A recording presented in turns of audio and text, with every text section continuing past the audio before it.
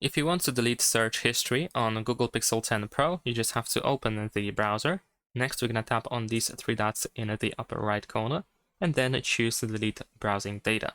Over here, let's tap on the more options, and then over here you can actually uncheck everything and just select browsing history if you want to only delete the search history.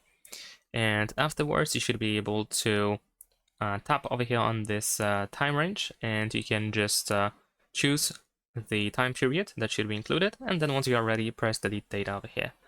And in addition to that, what you can also do is you can open the Google app, and then in Google app we can tap on our profile in the upper right corner, and over here we also have the search history, which can also be cleared, I believe. So let's see. Over here, once you open it, you should be able to find the delete button. Over here we can delete today, we can delete custom range, delete all time, and we can also enable auto delete. And that's it. Thanks for watching, leave a like and subscribe.